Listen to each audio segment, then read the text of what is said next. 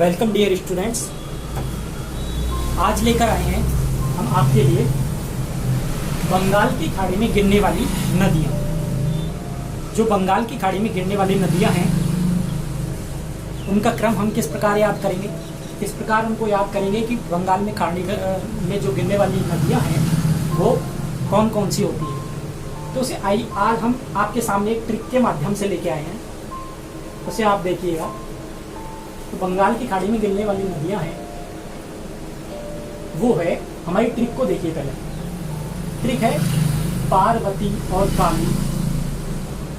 पार्वती और काली ब्रह्माणी की बात सुनकर चंचल बाण गंगा में कूद गई। ठीक है, क्या ट्रिक है? पार्वती काली ब्रह्माणी की बात सुनकर चंचल बाण गंगा में कूद गई। अब ये ट्रिक है, तो आइए इससे अपन अब नदियों के नाम बनाते हैं जो कि बंगाल की खाड़ी में गिरती है। पहली नदी है वो है पार्वती नदी, ठीक है। दूसरी नदी है काली सिंध नदी, ठीक है। और तीसरी नदी है जो है ब्राह्मणी या इसे वापनी भी कहा जाता है, ठीक है। और जो चौथी नदी है तो यहाँ पे बात से हम वे को यहाँ पे कलेक्ट करेंगे एंड यहाँ पे लिखेंगे बनास नदी, ठीक है। तो इंग्लिश में जो अक्षर लिखे हुए हैं उनको नेगलेक्ट करना है। और चंचल से अर्थ है चंबल का, चंचल नहीं चंबल है, ठीक है, जैसे चंबल, ठीक है। और जो बाण गंगा है उसको तो डायरेक्ट लिखना है और मे से लिखना है मेज नदी। तो एक टोटल 7 नदियां हैं जो कि बंगाल की खाड़ी में गिरती हैं, ठीक है। अब बात करें कि भाई ये नदियां तो है, हमें क्रम भी याद हो गया, बड़ा इजी क्रम था, ठीक है, और ट्रिक भी अच्छी थी। अब बात करते हैं प्रमुख नदियां कौन कौन सी है। तो प्रमुख नदियां हैं वो अभी तो यहाँ पे 3 दर्शाई गई हैं। तो पहली नदी देख लेते हैं। तो पहली नदी है वो है बाणगंगा नदी। तो बाणगंगा नदी है वो कहाँ पे है और इसका उद्गम कहाँ से है? इसका उद्गम है जयपुर जिले की बैराज की पहाड़ियों से। ये बाणगंगा नदी निकलती है और वही यहाँ से निकल के कहाँ पे जाती है? यहाँ से निकल के राजस्थान की पूर्व की ओर सवाई माधोपुर से भरतपुर इसका प्रवाह क्षेत्र है, ठीक है। अब जो बात कर रहे थे द्वितीय नदी कौन सी है इंपॉर्टेंट? द्वितीय नदी है चंबल नदी, ठीक है। और चंबल नदी का प्राचीन नाम क्या है? चर्मण्यवती।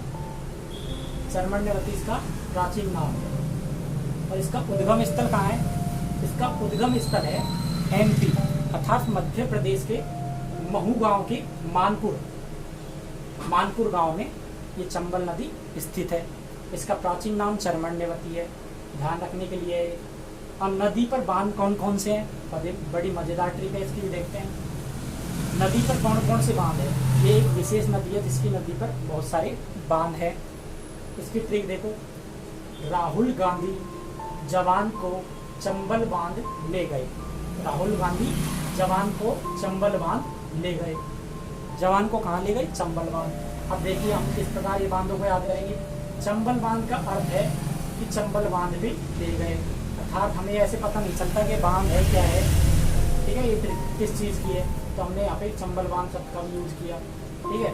तो अब ये 4 बांध जो इस नदी पे उपस्थित हैं और उनको नाम देख लेते हैं। राहुल के अर्थ यहाँ से हमने रा को हटाना है, रा के स्थान पे हमें लिखना है राणा प्रताप सागर बांध, ठीक है। और गांधी का अर्थ होता है गांधी सागर बांध, ठीक है। और जवान के अर्थ जवाहर सागर बांध। और जो को है कोटा बैराज बांध, ठीक है। ये हमारे बांध याद करने के तरीके बड़े सिंपल एंड सादा थी। अब इसका प्रवाह क्षेत्र देखिए, चंबल नदी है उसका प्रवाह क्षेत्र किधर से है?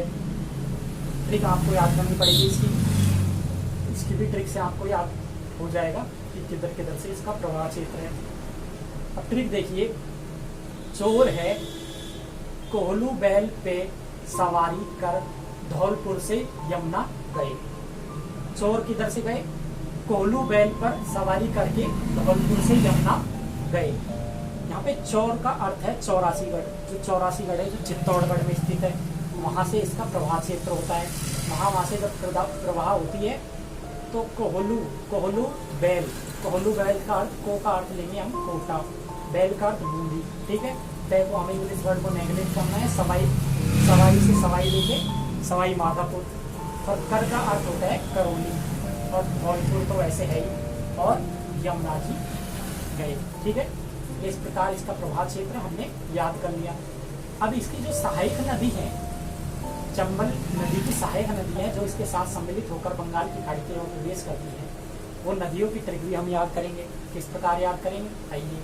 अब आपको ज़्यादा दिक्कत नहीं होगी, क्योंकि इस ट्रिक में ऐसा इस चंबल नदी से संबंधित वर्ड है, तो आपको याद रहेगी कि ये चंबल नदी पर सहायक नदियों की बात कर रहा है। देखिए कौन कौन सी है। पार्वती का वन चंबल नदी पर है। अच्छा, पार्वती का वन वो है वन जो किस पर है, चंबल नदी पर है। तो पार्वती हो गई एक तो इसकी सहायक नदी, का से काली सिंध हो गई, वन से बनास नदी हो गई। और वन ही हमने इसकी ट्रिक क्यों लिखी, ये हम आपको बनास नदी की जो हम इम्पोर्टेंसी के बारे में बताएंगे, उसमें वन का अर्थ भी हम समझा देंगे। और चंबल नदी पर है, अर्थात चंबल नदी इनकी, ये तीनों नदियाँ चंबल नदी की क्या है, सहायक नदियाँ हैं, ठीक है। आइए अब चलते हैं अगली बनास नदी की ओर, जो कि इम्पोर्टेंट है, ठीक है।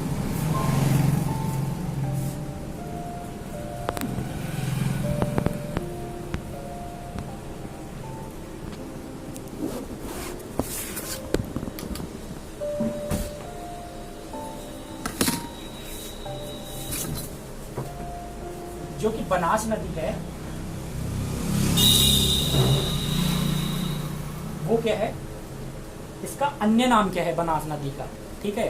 बनास नदी का अन्य नाम क्या है, बनास नदी का अन्य नाम आपको बता रहे थे पिछली ट्रिक में कि पार्वती का वन चंबल नदी पर है। पार्वती का वन कहाँ पे है, चंबल नदी पर है, नदी के पास है। तो वो हाँ, वन का अर्थ बनास लिया था, वो क्यों लिया था, क्योंकि इस ट्रिक में देखो कि इसका बनास नदी का जो अन्य नाम होता है वो होता है वन की आशा। इम्पोर्टेंट में आपको याद पढ़ना पड़ेगा, एग्जामों में आ जाता है वन की आशा किस नदी को कहा गया है, तो बनास नदी को। जैसे चंबल नदी को क्या कहा गया है, चरमण्यवती नदी। कहाँ पर है ये, महू में, एमपी में, ठीक है। और जो बनास नदी है उसे वन की आशा कहा गया है, ठीक है।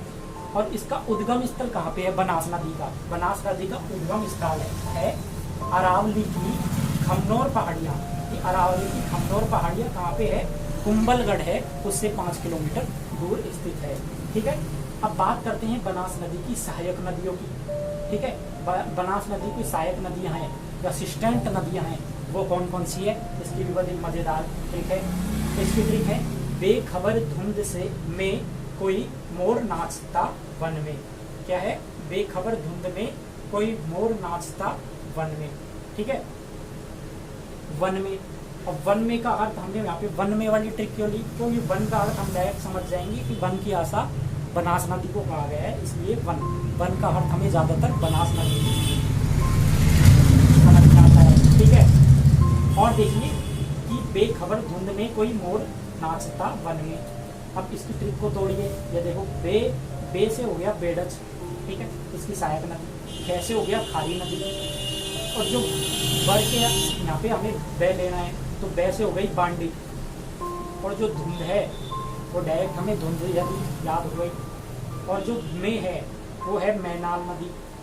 और कोई का अर्थ यहाँ पे कोठारी, और मोर से मोरेल, ठीक है। ये हमें सहायक नदियों का पता चल गया। अब इसका प्रवाह क्षेत्र कहाँ पे है, ये हमें जानना है। तो प्रवाह क्षेत्र है इसका, वो किस प्रकार याद करेंगे, इसकी बड़े मजेदार ट्रिक है।